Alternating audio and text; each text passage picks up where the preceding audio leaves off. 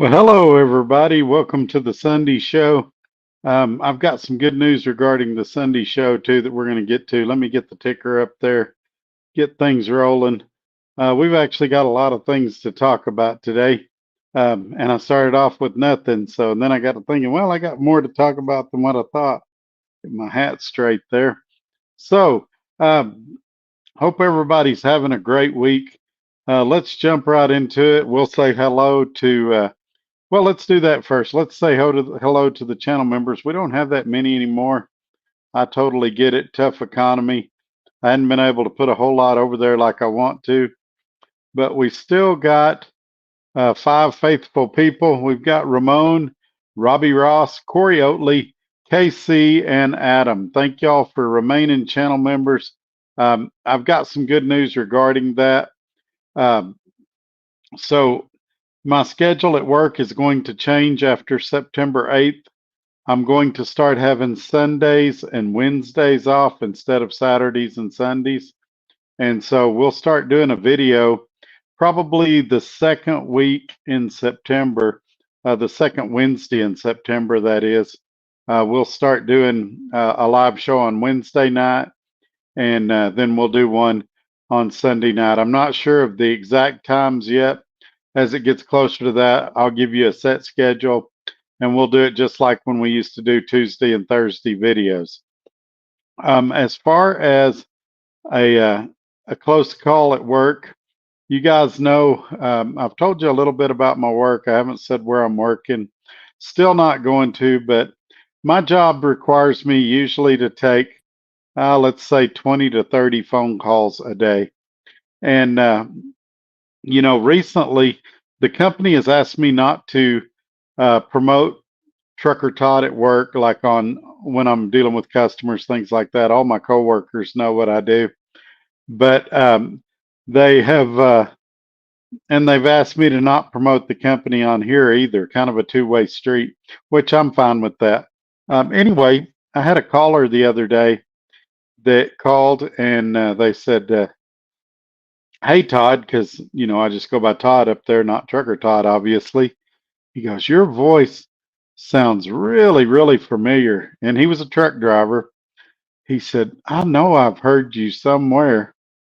And he's like, "Have I heard you on TV or radio or perhaps on social media?" And I couldn't answer that directly. I said, "Oh, it's possible. I've got one of those voices." But yeah, he almost recognized me when we were talking on the phone. And another thing, this is a little more funny. I had a I had a lady last night because I worked a Saturday night, or worked Saturday afternoon, let's say, up there to get a little bit of overtime. And she said, "You've got a really sexy cowboy voice, like somebody from Yellowstone or something like that." And I just kind of laughed, and I said, "Yeah, if only I look like Kevin Costner." So I guess my country accent really comes through when I'm on the phone. And I've had several people say that I sound like Hank Hill from King of the Hill. And I've even had a few customers say, "Hey, Todd, could you say propane and propane accessories?" And whenever I say that, they just die laughing. So have a lot of fun up there. Still not my favorite job. Uh, I'll just go ahead and say it. I miss being on the road. I don't know if now's a great time to be a truck driver. I know they're supposed to be doing a DOT blitz right now, and I don't know. Maybe y'all can tell me how that's going. If you feel affected by that, if you've been inspected yet, or if the cops are harassing you, or if there's not much going on with it. As far as first world problems, as I was driving to work Saturday to work that overtime, the air conditioner went out on my truck. Now, keep in mind, we've been having above 100-degree heat here. I'm recovering from multiple strokes in one day, so being out in the heat's not real good for me. But I'm making do. I'm just driving that pickup as little as possible and driving my wife's car whenever possible. But yeah, it's really kind of sad. That pickup was my dream truck, what I'd always wanted. Got it exactly what I want. Spent a lot of money getting it like I wanted it. And it's got some little issues. I say little issues. It's a few $1,000s worth of repairs it really, really needs. And now the air conditioner's going out. And so I don't know what's going to happen. The fate of that truck is still up in the air, but it may be going away soon because I haven't had a vehicle with without air in probably, well, since 2014 when I had Mongo, which was that old brown Ford pickup that was a blast to drive. It had a 390 that was balanced and blueprinted, and it was a very fun truck, but it came from the factory with no air. That's the last vehicle I had in 2014, and I traded it in and bought a Dodge Dakota pickup. I think a 2001 or 2002 Dodge Dakota pickup, four-wheel drive with a V8. And since that time, I hadn't had a vehicle without air, and it's really tough to drive that truck. So y'all say a prayer that I can get the air fixed on it really, really, really quick. All right, so we've said hi to the channel members. I've told you my first world problems and about almost getting recognized at work and things like that. So let's jump into some of y'all's comments. Um, I'm hoping in September when I get that Wednesday and Sunday off that I can get a more regular schedule for y'all and y'all can kind of see when I'm going to be on and kind of prepare for it like we did the Tuesdays and Thursdays show. I know right now we're not getting that many views when we do these lives, but a lot of people are in the replay gang and they're watching it later as a replay. I like it when y'all make it to the live because you're able to put comments and things like that. Replay gang, you can still leave comments, but I kind of have to apply what you say to future videos. So anyway, thank you to everybody that's here. Let me jump into a few of these comments. It looks like Gary Cook was the first one here today. He says he'll be listening from Baytown, Texas, on his way to Orange Grove, Texas. Well, shoot, you're almost there. And my good friend Red Raider Reloading says, hello, everyone. Hello, Red Raider. Yeah, as we speak, I've got my circle here, and I've got my generic Coke Zero here. And so, yep, just hanging out, prepared, sitting under the fan, ready to do this. Skyline says, hello, Todd. I hope you're doing well. Yes, sir. We talked earlier in the week, and I tried to call him back the next day and missed him. So we've been kind of playing phone tag this week. But I've been wanting to talk to Skyline. I'm going to try to give him a call. I don't know if it'll happen today. I've got people that I've been trying to call for 3 or 4 days, and I just run out of day before I get it done. So as soon as this live ends, I've got a few more people to call back. Then I got to get ready to go to work tomorrow.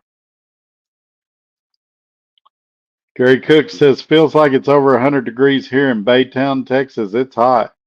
Yes, sir. And from what I understand, this is supposed to be the last hot day for a while. It's supposed to cool off if mid 90s is cooling off, but that's what they're telling us. And other than that, there hadn't been a lot going on. I'm just working my life away. If y'all got something you want to talk about, this would be a great day to do it. Kind of flying by the seat of my pants today. And so hopefully y'all got some things you want to talk about. But if any of you have had any experiences with that brake check this week, let me know how that's going out there.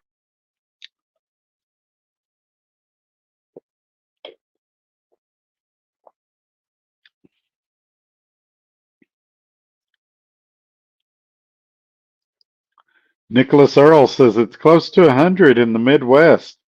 Wow, that if you're in Arizona, you're going, what's the big deal? Why are you whining? We get 120 down here. But if you're in the Midwest and it's 100, that's something you're not used to. And so also keep in mind that there's a wet heat and a dry heat. And What we're talking about in West Texas is a very dry heat, similar to Southern California. But if you're over in Mississippi, say Southern Arkansas, Alabama, that area, Georgia, that wet heat, I mean, if it's 90 there, you're miserable. You just lay there and bake in your own sweat. And that brings up something else funny I heard this week. So I had a video I was watching of a company that if I said their name, you'd all know who they were. And they had their safety director on there. And he was saying, "Hey, I'm going to tell you drivers, even though I've never drove a truck or it's been a long time since I drove a truck, I'm going to tell you what you need to do to be successful in a lease purchase. I'm going to add to that, if you do what he recommends, you're going to be lonely without a family going through a divorce and ending up with half your stuff if you're lucky." So he says, "Hey, what you need to do is not idle your truck at all. Uh, you don't need luxury accommodations," is what he called it. "You get in there and you sweat to sleep. You lay in sweat, and uh, and you do that so you save on diesel." Now, I would counter maybe you use an APU because I think their trucks have APUs, but he said, "No, don't run your truck at all. Don't run your APU. Just lay there in the heat, 100 degrees, because you're saving diesel." All right. I don't know about you, but if I'm sitting there laying in sweat, I'm not sleeping good. And if I'm not sleeping good, that's going to make me less alert and less productive the next day. So I found that really ironic coming from a safety guy. Now there were some things he said that was true. Hey, if your truck breaks down and you're down for a week, you might have to postpone some home time. Maybe you do, maybe you don't. Depends how well you plan, depends how well you save. But if you start, he said, also said, hey, you need to stay out months at a time before you go home. And this is where we get in that gray area. I've never understood this about trucking companies. Maybe you guys can explain it to me. So, staying out months at a time. We live in a very big country. You mean to tell me there's loads that don't pass through where you live? I'm not saying you spend a week there, but they can get you a load going through there where you pass through for the night.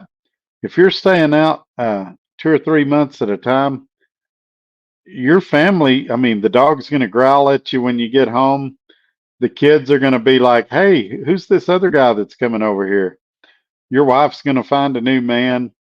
You have to find a balance. And if a trucking company is telling you the only way you can be successful here is if you stay out 2 or 3 months at a time, that's probably not a very good company. And so that's the first part of that. Second part is, you know, I don't know.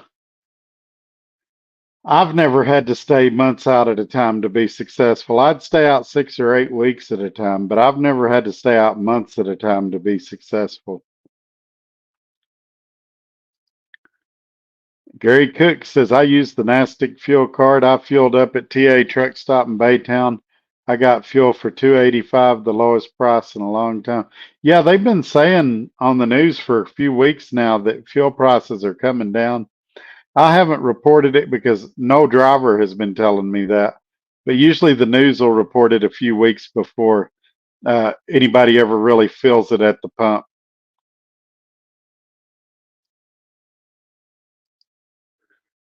So Gary Cook says, how much is his fuel or his truck expenses? Well, that's the funny thing about this company.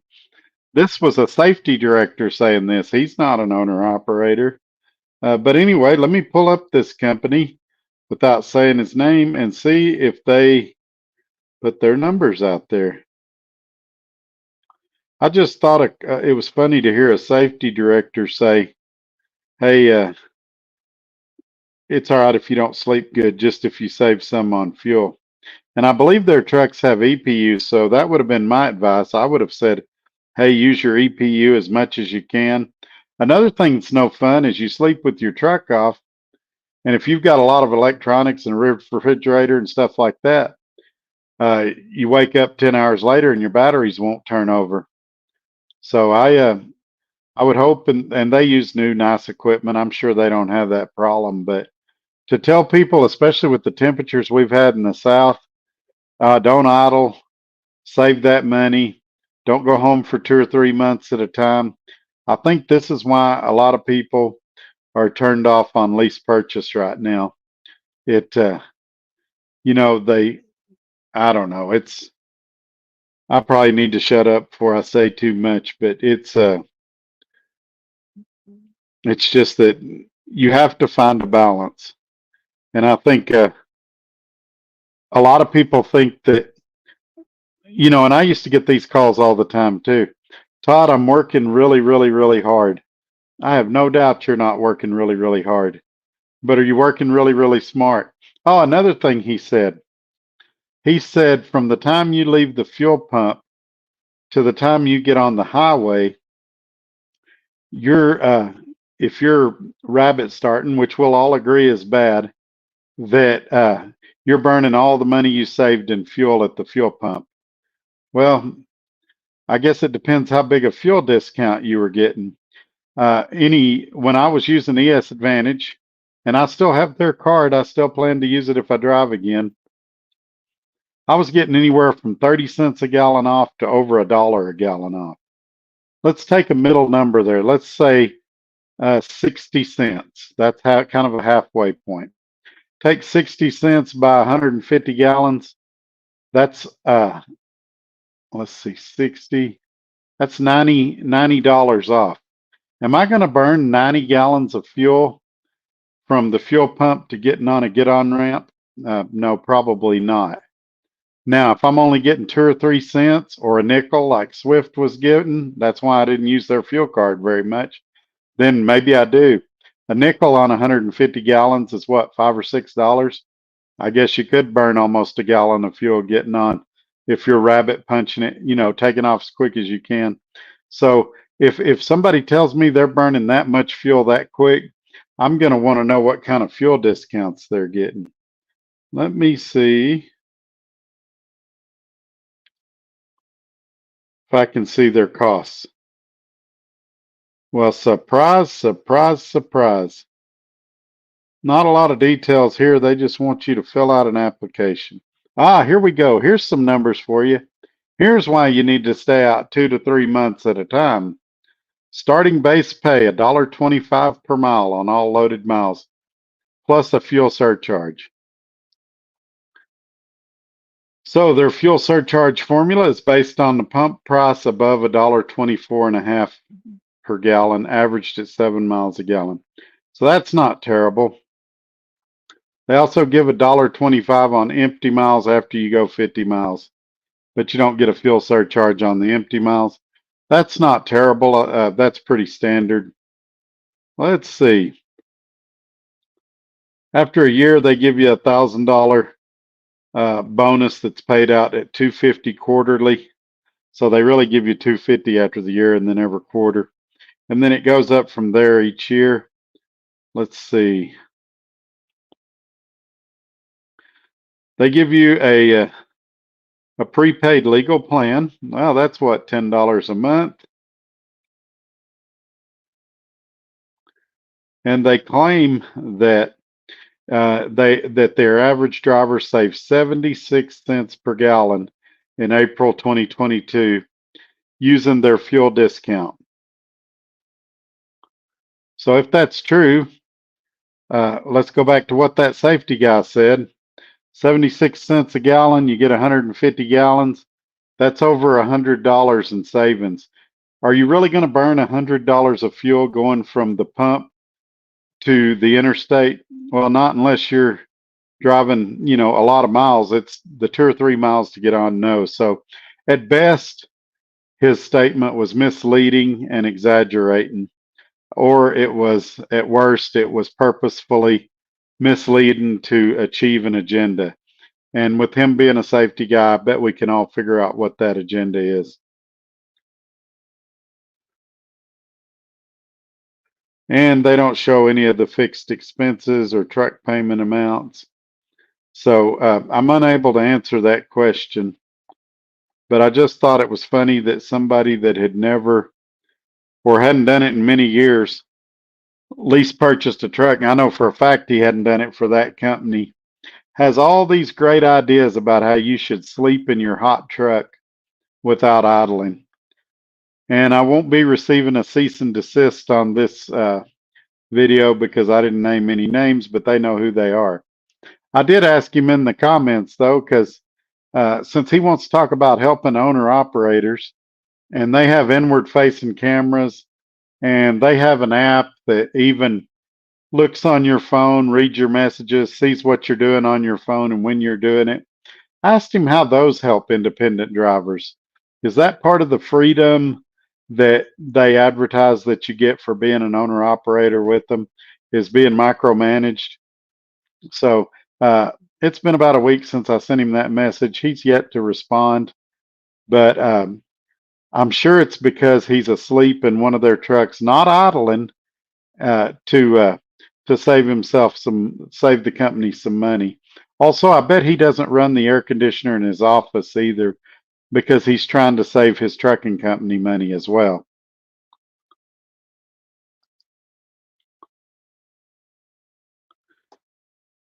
Yeah, Gary Cook says, I'm surprised he didn't say don't run the toll roads. So I've worked for companies like that in the past that say don't run the toll roads. And I think it depends where you're at and where you're going. There's times when it's far more efficient to run the toll roads. Matter of fact, I would argue most of the time it is, for the time savings, and you're not doing the stop and go. So you've got less wear and tear on your truck. Fuel economy is better because there's not as much stop and go, unless you got a toll booth every 3 miles, like some of these places do. This company claims they pay your tolls, but only if it's authorized. And, that's for some companies, that means nothing. They're like, yeah, if it makes sense, do it. For some companies, it's like, well, if you can drive 200 miles out of route, do that instead. And so, yeah, I agree. I'm surprised he didn't say that too. But I love how people that are sitting in air conditioned offices where they got a water cooler right out in the hall, a bathroom down the hall, uh, tell you, don't idle your truck when you're sleeping.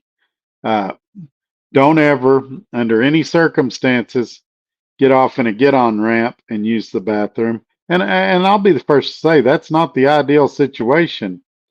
But the older you get, the more necessary it becomes, because um, when you got to go, you got to go. And sometimes there's not a rest area.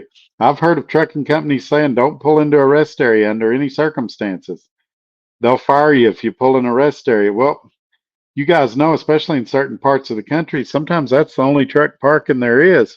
And if you got to take a 30-minute break, or you got to go to the bathroom, or you need to make a sandwich, that's your only choice. So it just shows how out of touch and clueless a lot of people are.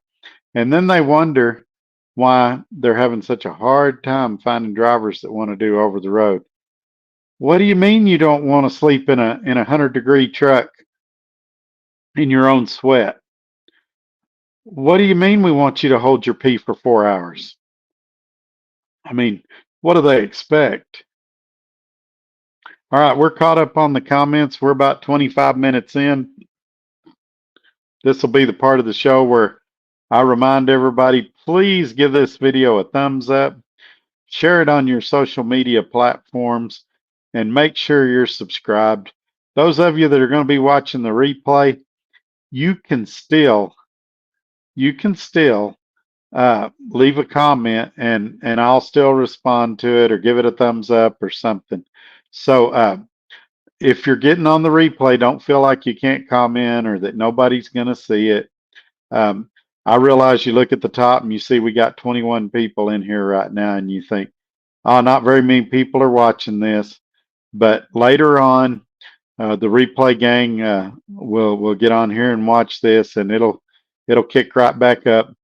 And I'm not going to mislead you. We're not doing near the views we used to do, since I'm not trucking anymore. but we're at almost 500 on the last live. So people are still watching. We're still having an impact. And we all know, we all know that at some point I'm going to re-enter in some form or fashion. Don't know what that form or fashion is, but at some point I'll be back at some capacity. All right. So hopefully I'm giving you guys some time to type some comments. Get your comments in there. Let's talk about what y'all want to talk about. If we don't get something pretty quick, I'm gonna hop off here and play some video games for a little bit. If you follow me on TikTok, you may get to see me play some video games.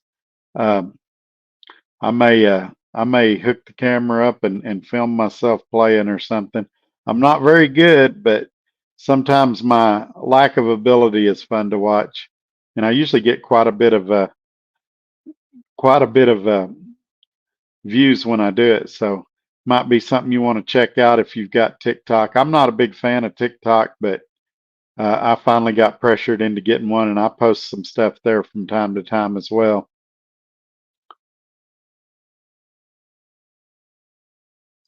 Gary Cook says, what's your opinion on the Canadian railway strike if it happens? I'll be honest with you, I haven't followed it that close.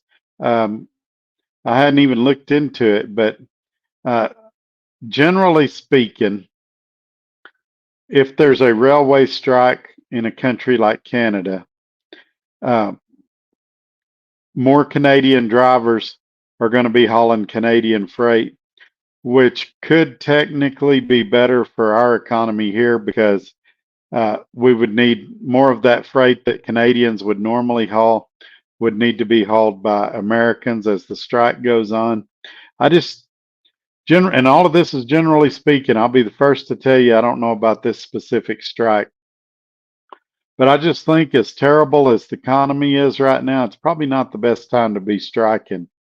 Companies are going under, and if you start getting greedy, there you may go from something to nothing. I can tell you, you guys know I'm working a union job right now, and I can tell you if I would be opposed to us doing any kind of strike, and we're not going to. We're in a contract for 4 more years, but I would be opposed to us doing a strike if our contract was up right now, just because I know companies are hurting so bad. I'd be afraid there wouldn't be nothing to come back to. Um, and generally speaking, I think unions have mostly served their purpose. There's times when a union's needed. They have their pros and cons, but I'm just not a big union guy. But I have not been following the Canadian railway strike. Maybe I need to, or potential strike. Maybe I need to look into that and report on it. I mainly concentrate on what's going on here in the United States. And speaking of the United States, let me talk about that a second while y'all are talking about, or while you're typing your comments. I've been hearing on both sides of the political spectrum some pretty negative things said that we shouldn't be saying. Well, not only should we not say it about political figures, we shouldn't say it about anybody. Um, I think it's pretty well established that Donald Trump's not a racist. I think whether you like the guy or not, uh, you may not like the candy wrapper, but you like the candy. He did great things while he was in office. You may not like how he packages those great things, but definitely we were better off 4 years ago than we are right now. And so uh, I wish they would stop calling Trump a racist. I mean, before he became a political figure, he was running around with Oprah and with Jesse Jackson, and they weren't calling him a racist back then. Same thing. Let's talk about Kamala Harris for a minute. I'm never going to wear a Kamala Harris for President t shirt. We all know that. I'm not her biggest supporter. But, you know, if she was promiscuous in her past, we've all done stuff in our past. And somehow when they run for office, we feel like we should judge them.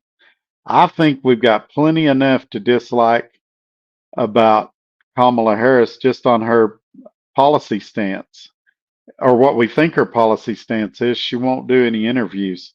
So, same thing with Trump. Uh, if you don't like the way he says stuff or if he hurts your feelings on Twitter, fine. I don't know if that's a reason not to vote for somebody. Now, if you don't like his policies on something, if you think lowering taxes is a bad idea, then fine, vote for Kamala. Um, RFK. I don't know enough about RFK to comment. RFK seems like a nice guy. I've heard a lot of good things about him. At one point, he was a Democrat, like most of the Kennedys are, but I think he's got some good intentions. He has dropped out of the race now and is endorsing Trump, and I figure that he will be at some point, probably after the election, influential in the Trump presidency if Trump is elected. I think the Democrats are done with him. Same thing with Tulsi Gabbard. I think she'll have a position in the Trump presidency. I think the Democrats are pretty much done with her as well. Now, Kamala, I just, I see Facebook memes and everything where they just say terrible stuff about her, and I don't think that moves the needle. I mean, if she wants to call herself an Asian, fine. If she wants to say she's a black female, fine. If she wants to say she's an Indian, fine. I wish she wouldn't claim to be all those things in one day, but I mean, we've got so much that we could discuss with her that have nothing to do with ethnicity or who she slept with 20 years ago or things like that.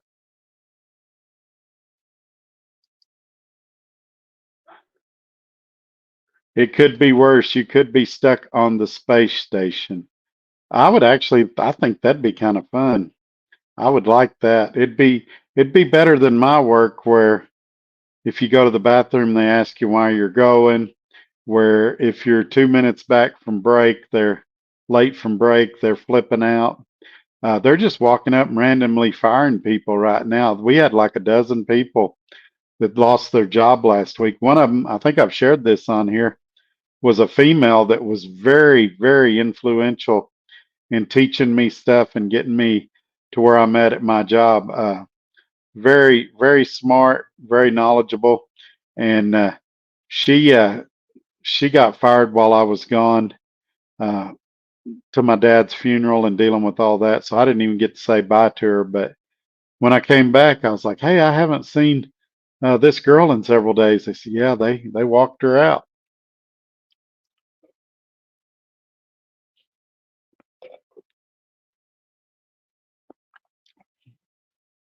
All righty. So it's kind of a slow chat day. It seems like the heat's kind of kicked it out of everybody. We're down to 15 people, and so I'm going to go ahead and end this one and get on with the day. I got a bunch of stuff I need to do around the house. You guys have a great week. I'll come back next Sunday between 3 and 4 sometime Central Time with another video, and hopefully I can put some out and during the week. I'll check out that Canadian railway strike that might be potentially happening, see if there's anything there I need to talk about. You guys have a great day. Thanks for joining me. We'll catch